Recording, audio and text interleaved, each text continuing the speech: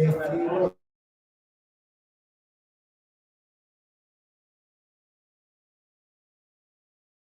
so then everyone on the stream could hear us. And then yeah.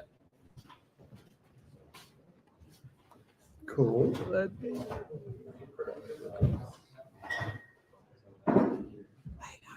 Focus bar. Shit.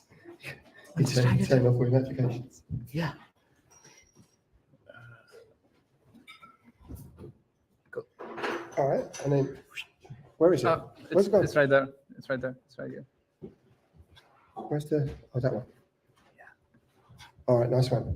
So what we need to do before we do anything else, Akash, is share this on there. Can you do that? Yeah. Akash.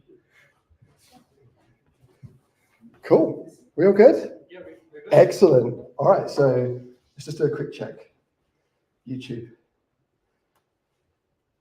Because we're sharing this with the wider community, so just want to make sure everything's all right. Everyone gets a bit impatient if we don't go out exactly on time, and today we're a minute early. So let's see how this is going.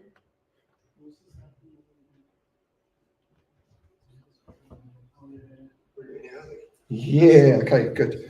All right, so welcome everyone. Thank you for coming to the main meetup. So we've got a couple of talks lined up, but before we do that, we've got a couple of things to talk about. So first of all, thank you to our hosts, Future House. We'll have Maurice coming up and saying a few things about this great space we've got here. So we'll hear from Maurice very shortly.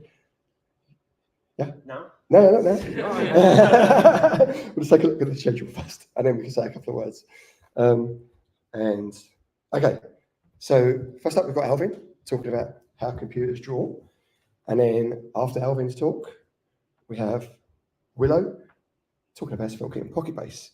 And I think I've completely skipped over the housekeeping bits. So this is very important. So Svelte Society, we've got a code of conduct. And implicitly, by the mere fact of you being here, you've all read and agreed to these before attending the event. This is meant to be for everyone to be here without fear of intimidation. And if anything like that happens, please inform either myself, Maurice, or Akash, or Kane, or Willow immediately, and we will deal with it swiftly. Okay, so out of the way, we have housekeeping, toilets. Everyone knows where the toilet is? Just through here, on your left, right at the end. Okay, so feel free there. It's quite important. So, with that out of the way and my slides done, I guess. Let's just try and navigate through this now. Right, we'll have Maurice come and talk about Future House. Thanks, mate. Thanks. Yeah, I'll keep this brief. So who has been here before? So whose first time is it here? Everyone else just checking that sometimes there's a mismatch. Okay, so welcome to Future House. We're kind of figuring out what this is, but it's kind of like an event space, as you can tell. It's kind of a members club. It is kind of a way to try and make the UK the R&D capital of the world, right? Just starting off in this little space. Someone said earlier, what was it? English people are not very good at kind of doing things themselves. They're a little bit reticent and, kind of rather someone else did it. So we're trying to be the someone else that's doing things. You can see we ran a whole load of events in different spaces last year, and now we are sort of looking at 3 specific cause areas we're talking about. I won't bore you with what those are, but if you're interested in what we're doing, if you're interested in sort of building the future, then scan those QR codes. You can join the community. I mean, also join the Wi-Fi if you want. And then also we have a membership program that sort of means you get to connect with other people who are sort of in this space, sort of figurative space, and also support what's happening. So like this Svelte event tonight is only possible because we have members of Future House who are kind of supporting the space. So yeah, that's pretty much it. So speak to me if you're interested in anything else about Future House. And yeah, take a look around. If you do grab any beers or anything, please do donate using the QR code. And I think that's pretty much it. So I'll hand over to, is it Alvin first? Yeah. I'll just fill for Alvin. While he joined the stream. Okay, cool. So while we awkwardly wait for Alvin. Do I need an HDMI cable? I think there's one here, mate. You can use this one.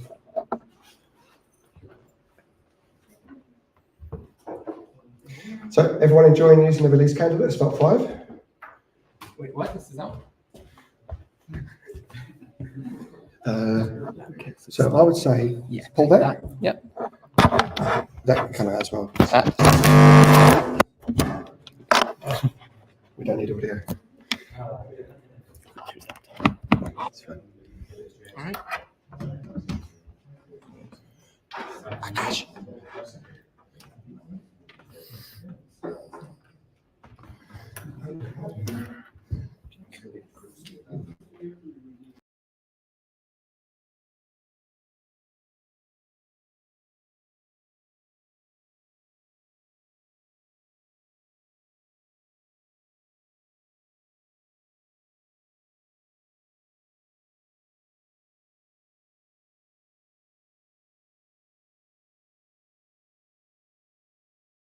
Professional because he's got a pointer. Right. Okay. Okay, perfect. Where are my slides? Okay. Perfect. So I'm good? Yeah, let's check the live stream. Oh, share your screen.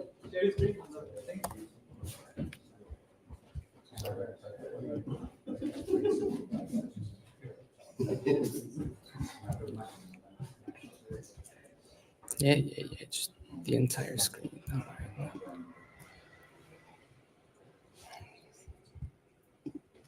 Hey.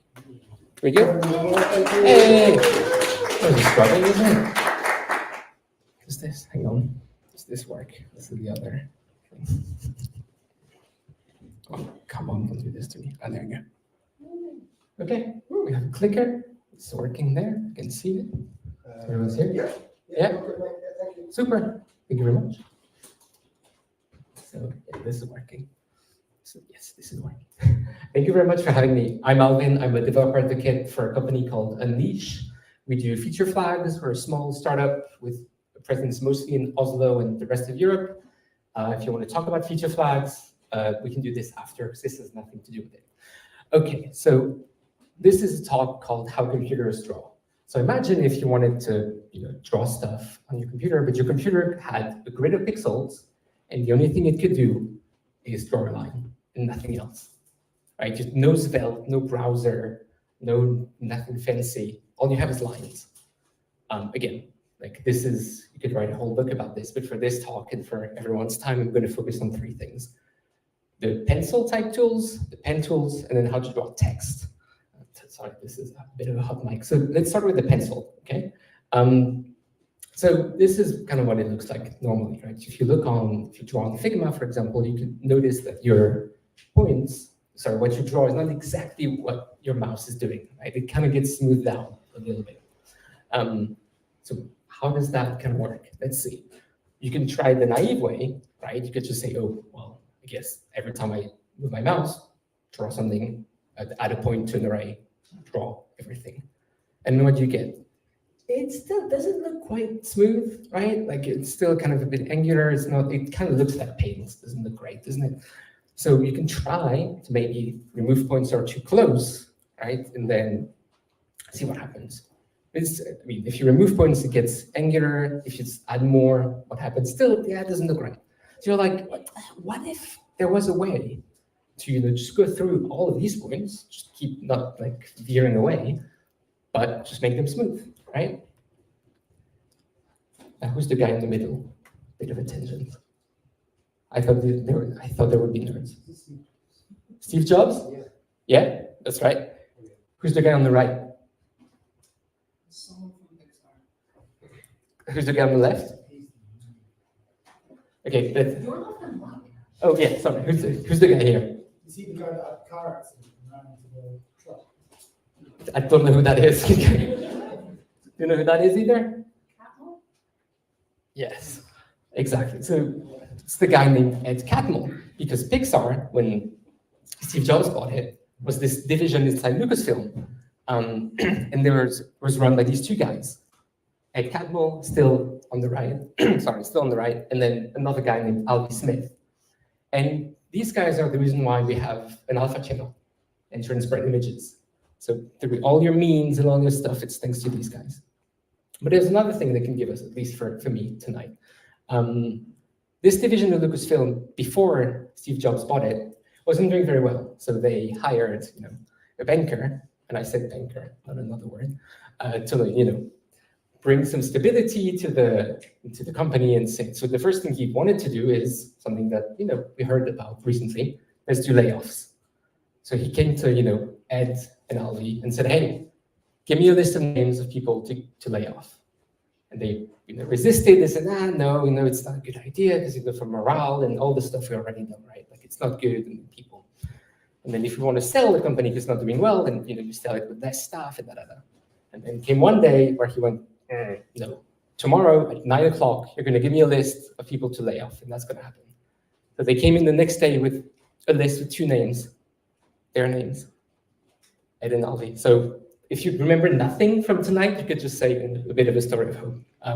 But what's important to us, coming back, is that a decade before that, Ed Catmull made a thing. He invented a type of curves.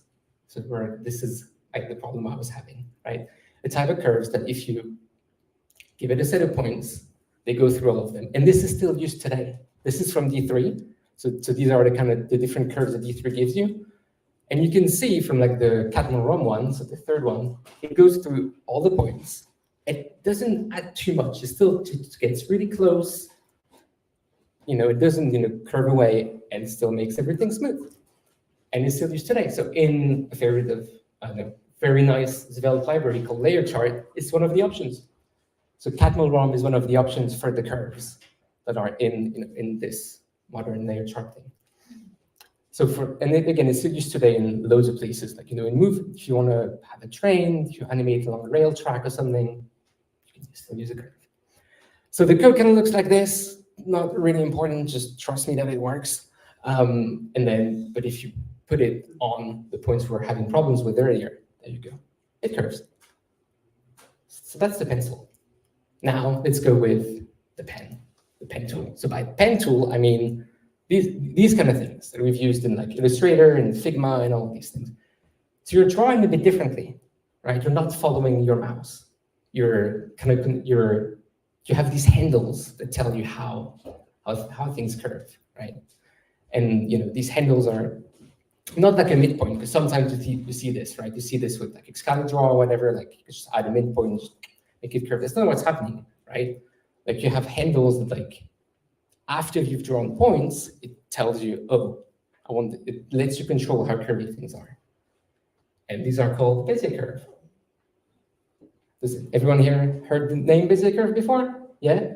Yeah, okay, I can see some, yeah, whoop, whoop, I can see some. So Bezier curve then named after this guy, Pierre Bezier, who was working at Renault, and his problem was if you wanted to design a curve to go on the car, the only way back then was to do it through a mathematical equation, so like x plus whatever. And so he noticed that the designers were kind of like fiddling with math, and he said, these guys are not supposed to be fiddling with math. They're supposed to, design stuff.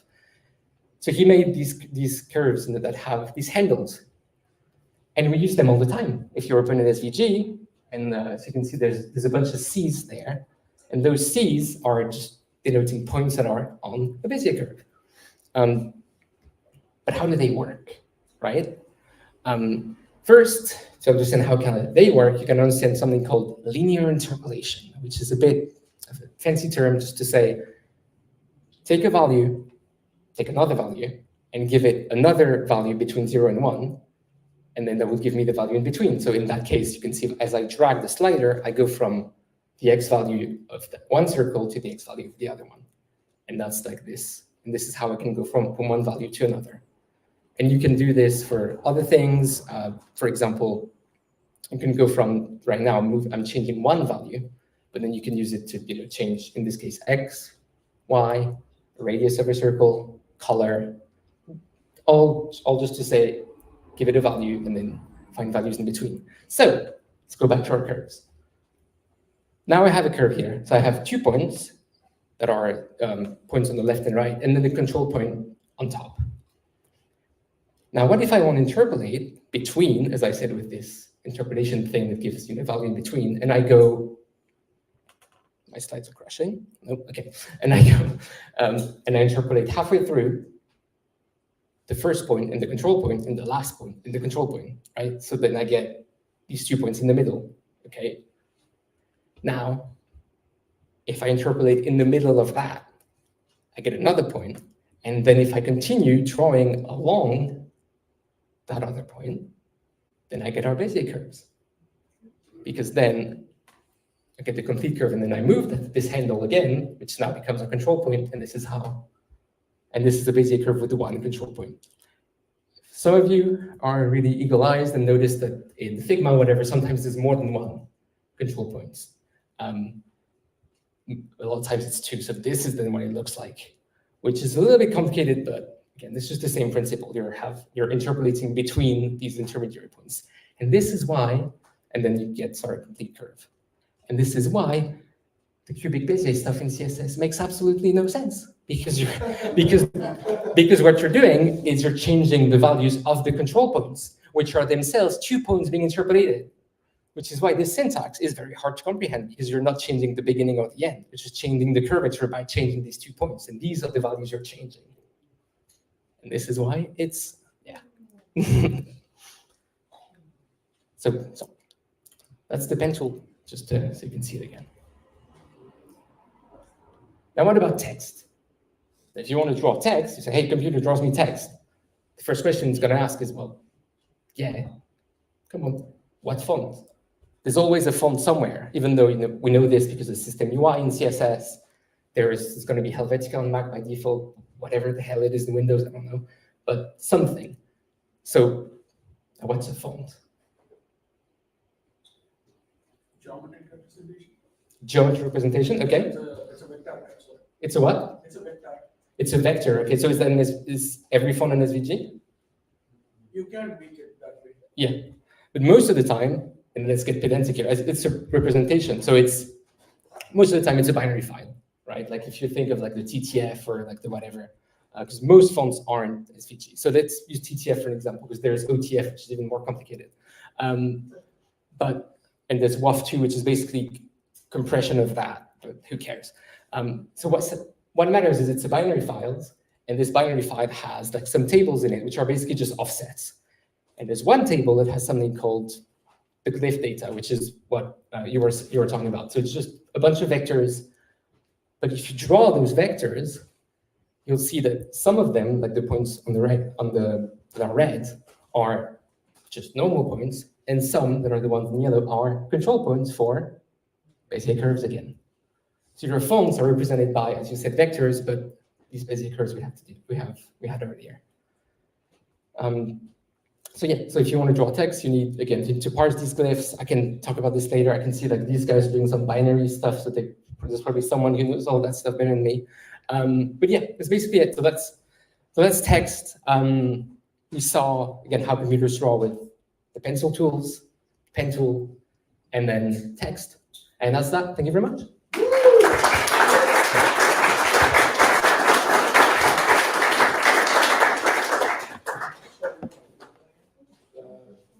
Alvin, just sort of stay there so we can share your. Okay. Yeah. Well, yeah, Willow up. All right. Any questions? The what? Any? The screen sharing screen that's actually Oh yeah. hides your phone. Oh. So I need to stop sharing, don't I? Just drag it. You can say hi next to it. Oh yeah. I don't know why I'm Right. pointing at this big screen. Cool. Does anyone have any questions for Alvin? I'm just wasting time, honestly. Just fill in for us. Can you show us the Bezier one again? Which one? The one that explains it, the actual. The- Obviously, I got it just for other people. with one point, yeah? Yeah, just the simple, again, the simple. It is very pretty. What were these made in? Yeah. Did you make these in P5 P5? and Svelte for the font stuff when I was parsing the glyph. The So glyph stuff. the font you have for the S, that's in P5, and did you draw that font yourself? So I got Svelte Kit to give me the binary file. Uh-huh. I grabbed that. So yeah, this is, if I had more time and I was better at preparing, I would have shown you that. Yeah, so I got that through Svelte Kit, and then so I got the glyphs. I put that through OpenType. Uh-huh. OpenType.js gave me the points, and then I draw these with P5. And then so there's a weird thing where if it gives you like X and Y, then it's a point. If it gives you, if it's one control point, it will give you like X, Y, and then X1, X2, or something like that. And then depending on that, this is how I got the red dot and the yellow dot. So when you asked what a font was, I was like, is it a glyph? Is it a glyph? It's a glyph. It's a binary file with lots of glyphs in it. Yeah, as far as I can When you tell. say with lots of glyphs. Yeah. Well, the glyph was like the actual representation of it. Well, it's that. The glyph is just like this collection of vectors that you see. I loved your rant about Bezier curves and CSS as well. So yeah, that's the glyph. Okay. And there's this compound glyphs which I'm not touching. So if you want like an eye, right, with the circle, Right. then this is also different. But I don't know any of that. It's just like, Do you want to add that your laptop and we'll switch over? sorry. You want to talk about connection of fonts as well from one year to another? From what? Sorry. From what to what? There are some fonts that connect like different. We have T. Oh yeah. Like with ligatures and diacritics. Yeah. But yeah. It's what? Arial. Arial, of course. Yeah. That's the default one. So yeah, sorry. The actual question. So so hang on. So it's that. So you're interpolating. Hang on. You're interpolating from here to here. You get that one, and then from here to here, and then you get that one. And you're interpolating these two, and then you go on this one. And it's the same in both directions. Yeah. It doesn't matter whether you Exactly. going in one direction. Exactly. Yeah. So then you draw that. Or within 2 points, and then that one's that one. Exactly. Yeah. One handle. Yeah. It's one handle. So yeah. So which? Okay, so it doesn't matter which is that thing. So it's like there's basically. So it's from 1.2 to 4.9. It goes through the laptop and computer. Yeah. I have that. Let's relay this Yeah, I have that. through the microphone as well, so everyone can hear. One question about CSS. What syntax? For copy syntax. So there's a new one. There's a new thing called linear. I don't exactly know what it is, but I think it's to fix that. And I think GSAP has it. Oh yeah. I think GSAP has it pretty well done. Like there's a collection of things. If you ever use GSAP or Animate.js, it will give you like ease out or like elastic ease out. So these were made by a guy. Like, what was his name? Rachel, and you maybe know this. Like, is it Robert Penner that did like a yeah, right. Anyway, so yeah, so these are just like the guy that came up with every animation thing kind of followed that essentially. So I think that would be good if you just give it ease out and then like elastic ease out. I don't feel so bad for doing so much trial and error with that. Oh no. It's just this is why we have the website. It's like cubicbasic.net. That's yeah. Okay. I just ease out most of the time. You know. If there's no more questions, I think we'll just I'm get around anyway. straight in. So, everyone on the live stream, we're going to cut out briefly while we get Willow on. So, thanks. Yeah, that was fine. Yeah, thanks. That's yours. Oh yeah, do I need to log out of StreamYard?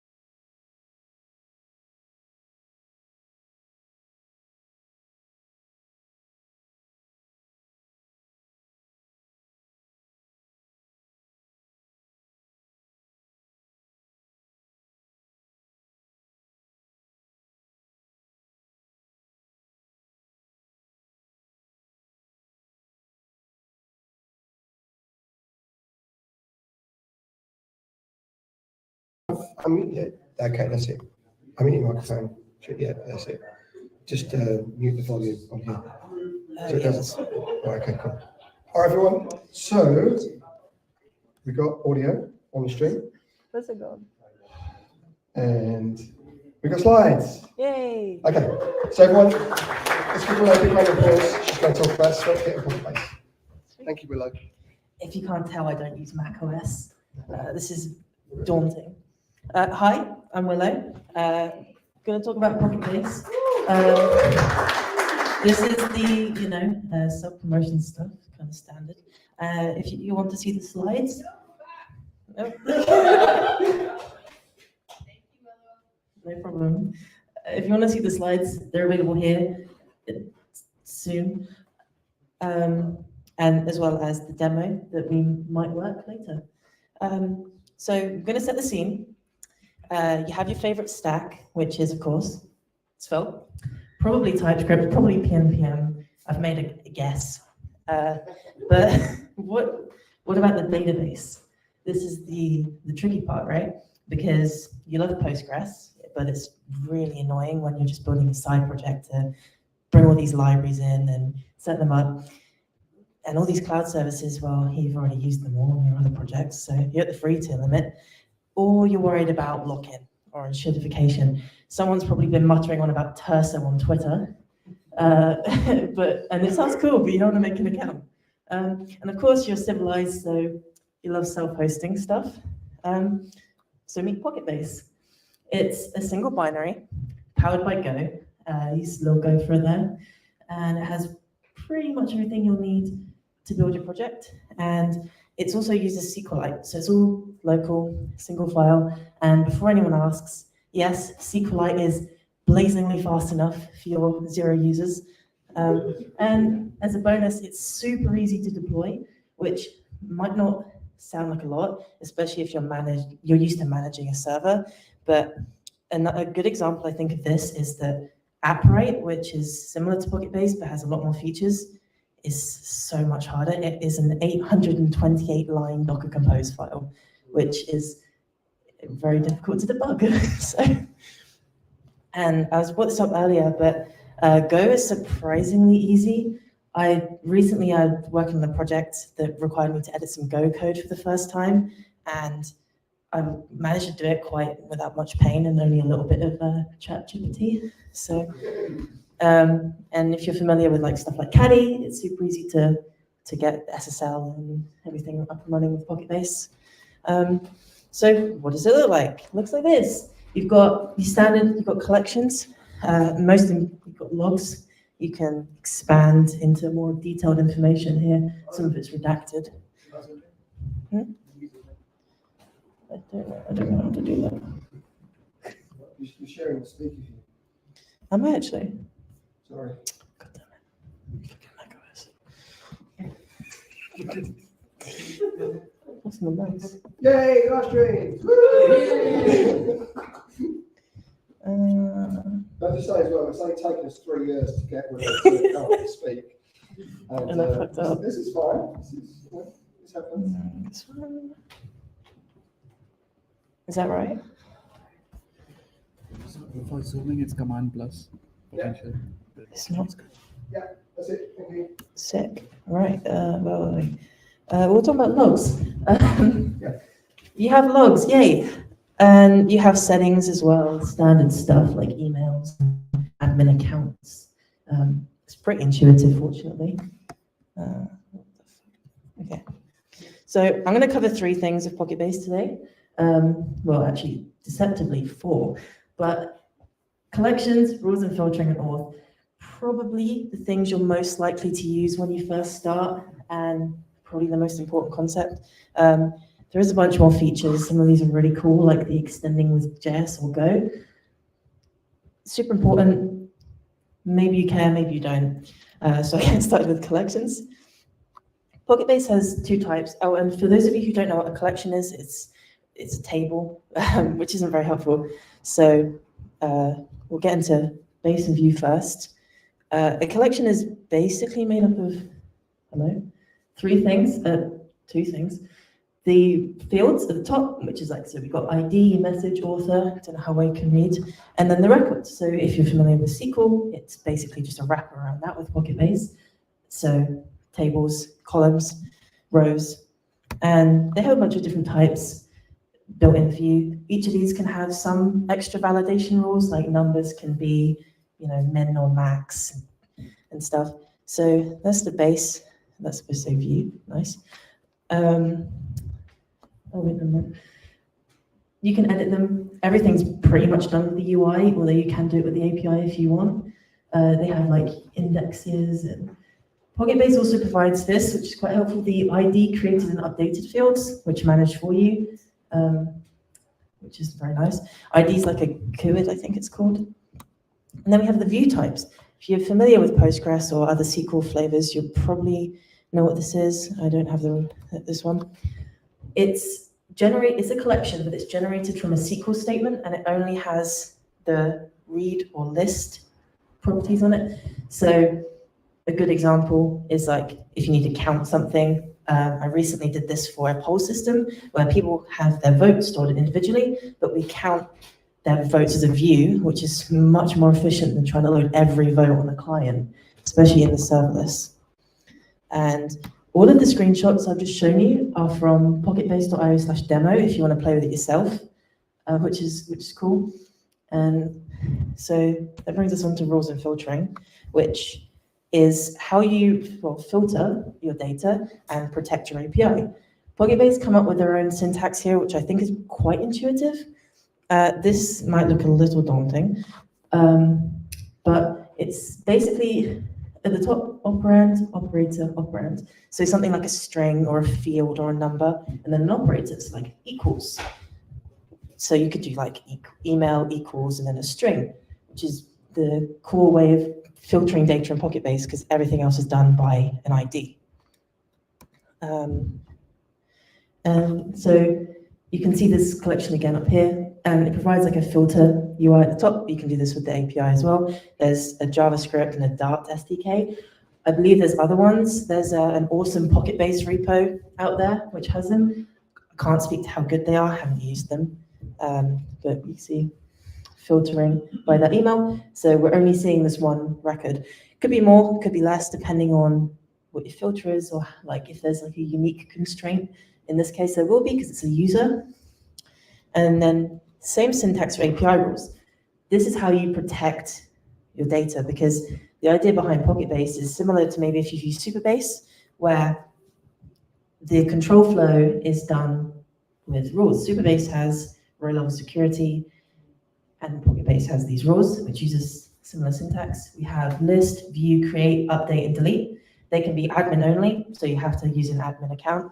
They can be nothing, so anyone can do what they want, or you can filter. So these ones here at the top are just checking if you're logged in, and the bottom ones are checking if you own that record. And auth, pretty standard stuff, everything you need, really, probably, hopefully. It's username, password, email, password, and no auth. They support a bunch of providers, including OpenID Connect. And they're quite easy to add. I made a PR some time ago for the Patreon one, and it was really simple. The Go code is really intuitive. So brings us on to over here, Svelte. So I thought I'd whip up a demo of kind of like using Pocketbase real-time to make like a word cloud. Now, because of random libraries on NPM, this didn't work, but we got kind of close. So I've got the Pocketbase UI here. This is just running on a Raspberry Pi 3 in my house. So if it breaks, I'm sorry, the internet's probably gone out. It did that briefly earlier, so let's hope it doesn't happen again. And I've created this words collection here. This is curious. And it's basically got just a word table. Word field. And as you can see, it's got a word. If we wanted to, right, we're gonna have to do this. Okay. Wow. So we've got this word field here, and we've set the API rules. So anyone can list, anyone can view, anyone can create, but none of you can delete it, which is quite important, I think. In this case, I didn't implement a UI, but theoretically you could just, do it yourself. So we're gonna have to faff around with screen sharing again, unfortunately. Da-da-da.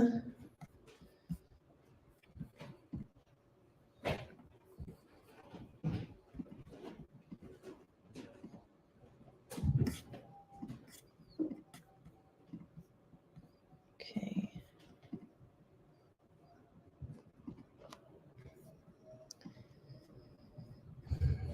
I have no idea what I'm doing on this operating system. How do I change the mirroring? Do you want to turn it off? Or Yeah. I think you go into display settings. Okay. You want to do the mirroring? It's here. If you press mirror. Thank you. Okay, Both the same. Right, let me share it again because it's up there. I got it.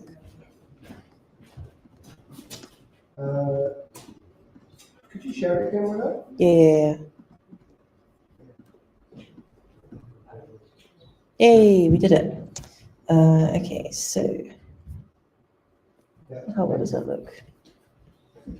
Okay, so what I've done is I've created a new SvelteKit project and I've installed Pocketbase from NPM, and we can initialize it here. Because we aren't using any auth in this demo, we can just do it in the lib.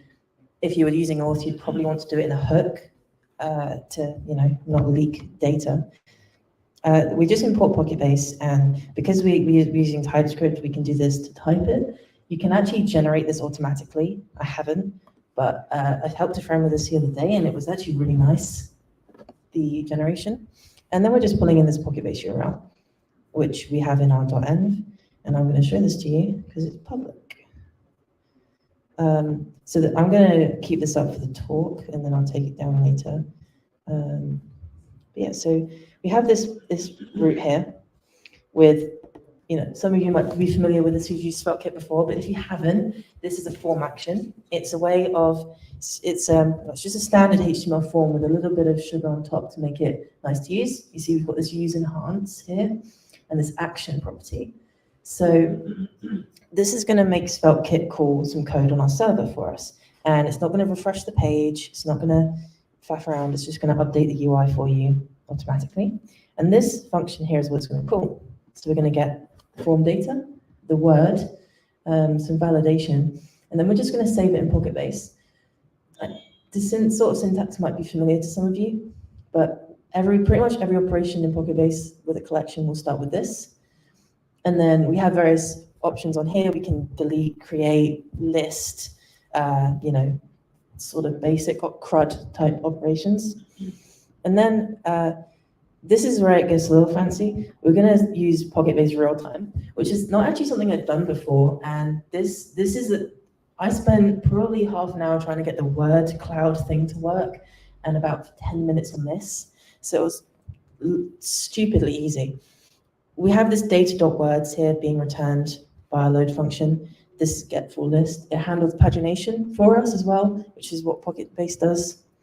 And then we're just going to mutate this, and then we're going to display it in an unordered list. Let's do ordered list one, and then run this. So if you go to my slides, have disappeared. Here we go. If you go to this URL, then you could put in some words, and if it hasn't broken, they will show up, and they should get ordered. Is it working? Can we go? I don't know, try it. How much do you trust us to not put in servers? Damn it. I'm hopeful, but I will swiftly take it down if there's anything cancelable. Yeah, code of conduct is very important. So 200 internal error. It's all right. Can we just say as well, we had this idea at the pub about 5 o'clock, was it? 5:30? Something like And that. then she's just Sounds like 200.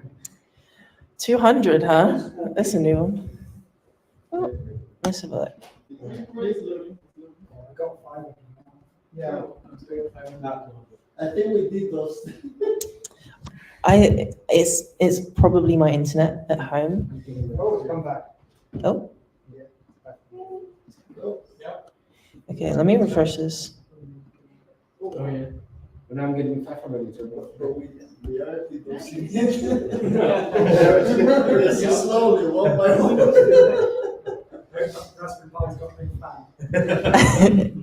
I tried to run this on a proper server, Oh, it's there, I can see it. but I had no memory left. But the ordering works.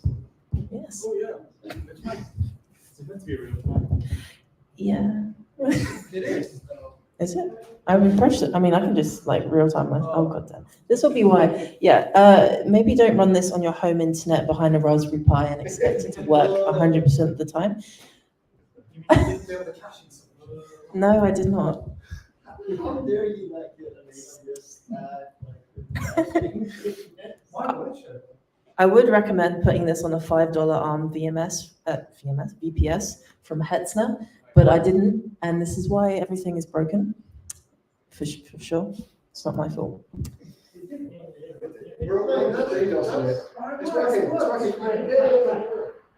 working. These are some interesting ones. I'm a bit disappointed that Svelte is only second. It's slacking, honestly. Yeah. I mean, I like Rust, so. You need to go talk and you like to 200 error.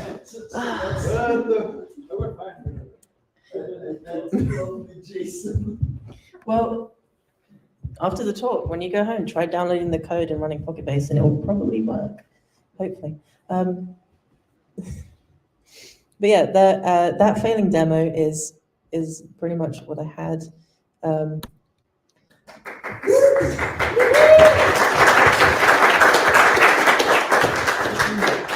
I hope I at least somewhat convinced you to at least try Pocketbase, even with my failings. And you should, maybe take a look at the code if you're interested, or read the slides if you've missed something. And yeah, is there any questions? When's Svelte 5? Spoilers. Okay, so I have got 2 questions. One slide had an avatar that was presumably a binary file, right? Yeah, so Pocketbase can handle file uploads. It can do them locally, or it can do them to object storage like S3 or R2 or Backblaze or whatever. That's just built in. That gives it for you for free. So you can see here that this is a file type here, and you can specify like the MIME types and stuff. And then in settings, you can set to use S3 storage. By default, it doesn't. I'd probably recommend this because if you're running this on like a $5 server, you're not going to have that much storage. It is obviously slower though. So how efficient is it, and how can you query by, is it possible to query, is it queryable? Is what queryable? Is this field queryable? Yeah, you can. It's the same as any other field. Yeah, sure. It's the same as any other field, really. You can. I don't know all my users. I don't have any users in here, but if we went to the demo site, then we could filter by this and get the avatar. Whether you can like, I think this will be the ID of the file. I'm not 100% sure, and I'm assuming you can maybe filter by this. I'm probably not going to be able to filter by the actual data of the file. It'd be quite a lot, but yeah. And what is it based on Pocketbase? Is it RDBMs or MongoDB style? Because I saw that. SQLite. Is it SQL? Yeah. SQLite. SQLite. So it's just a single file that lives next to your binary. When you run Pocketbase, you might be able to. Hang on. We're expanding the demo here. Don't steal this information, guys. That would be bad.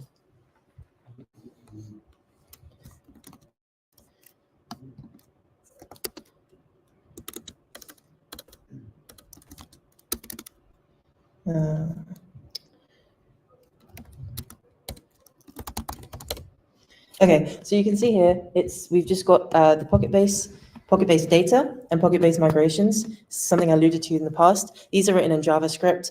They're generated for you when you make a change, actually, which is quite cool. So if my server will help me here.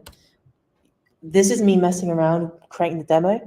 As you can see, there's a bunch of cruft in there, but you can merge these into a file automatically. I run on projects I really care about, I write them myself. And then PB data is pretty much a similar situation. You've got these data. It uses it in write-ahead log mode. Don't ask me what that means, don't know. I just know it does. I think it means it's good at concurrency, which is why we can have real time. And I tried to look for, there's actually GitHub Pocketbase benchmarks, if you're curious, for benchmarks. They didn't have any graphs, fancy like graphs and stuff, so I didn't put it in here, but it's still worth a look at if you're really curious about actual real numbers. But yeah. I love Praveen just had a big list of stuff to go through there. You're reading off your phone, weren't you? I was just. Cool. Questions? Cool. So, You're not in done your yet? example, you're self-hosting Pocketbase, right? Yeah. So it's a separate deployment to the Svelte. Yes. Yeah. The Pocketbase doesn't have any cloud services. I don't know if they intend on doing that. From what I've seen, probably not. There is one that seems okay, pockethost.io. I haven't used it, so I can't speak for it. I personally just self-host everything. I was going to put this on another server I have, not with Hetzner, but similar company, but I didn't have enough memory to run DNF, so it didn't work. But If you want to do it, you can do it on fly.io as well. oh yeah, On the free tier. There's a GitHub issue. Someone does the whole guide. You've got the Docker file for what to do on the CLI. It's pretty good. it's a super simple Docker file. So Flyo allows you to persist like the server. Yeah, because you need to attach storage to it. So the guide walks you through it. With the free tier, you get like you basically just split your allowance. And you have one for the storage, one for the server. This is a simple Alpine Docker image for Pocketbase. So as you can see, there's not that much going on for Docker. It's just downloading it and running it. It's quite easy to do. Yeah. I think the front end for Pocketbase is also in Svelte. It is in Svelte. I was going to mention it, and then I was rewatching a Fireship video on Pocketbase, and he made a joke about it being, like pointless, but pointless in some ways, and I thought it was funny. So yeah, it is currently made in Svelte. Another reason I didn't mention it is it might change because they want to be able to make front-end extensions. You can only make back-end extensions at the moment with Go or JavaScript, but they want to, you to be able to extend the front end, and Svelte might not be the right choice for them. Can we also, as well, just go to? Can we just go to the homepage and look at the Gopher? Oh my gosh, yeah. Can we? I mean, that's the best thing about this. Yep. Yeah. Yeah, that's absolutely the best thing about it. Sorry, James. So the name suggests for small things. Is it regions? Is it for like dozens of users? So in terms of what it can actually handle, you're best to look at the benchmarks. I think it's great for side projects and lower end projects. It can only scale vertically. So you're going to have to just, as you grow, you'll have to increase CPU, RAM, disk. There is currently, and I don't think there are plans for any other types of scaling. So there is a technical limitation at some point. I think Firebase covered this and said that like the biggest box you can get from AWS is like a few $1,000s a month. So if you're willing to scale Pocketbase to the moon, you can. But I think for a lot of projects that people are going to do, this is a great choice. Otherwise, you might have to look at other options. Yes. as you saw this work.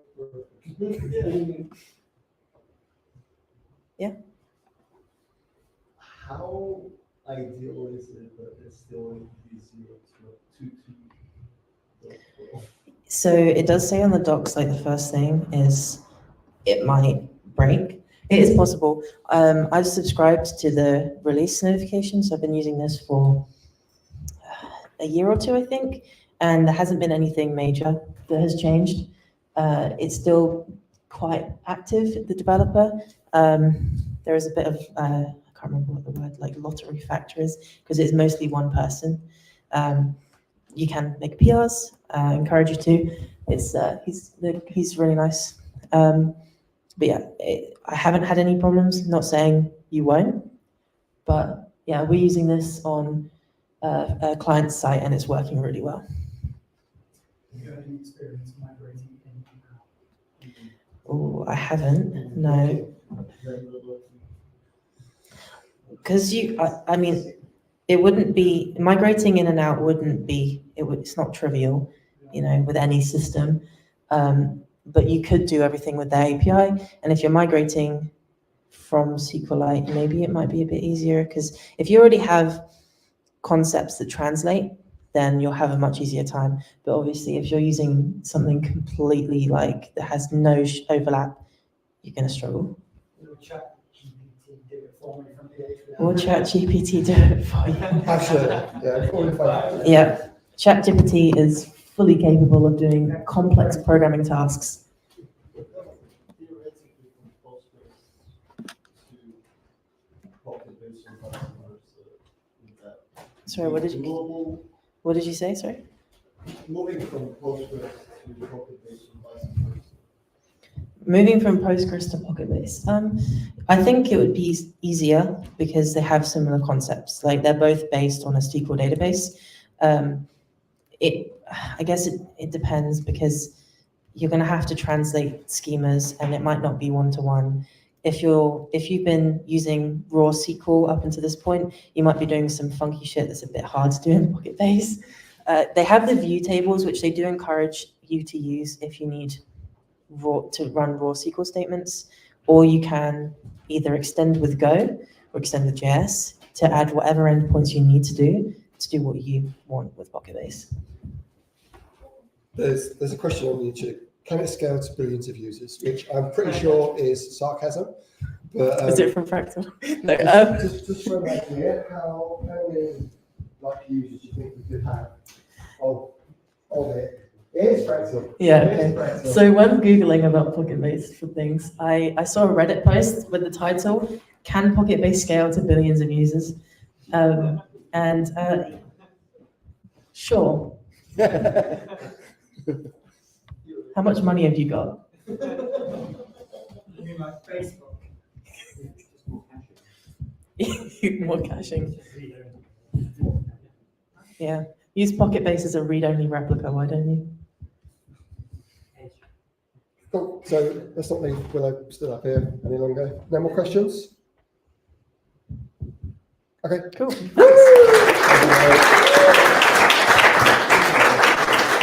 Thanks everyone for tuning in too.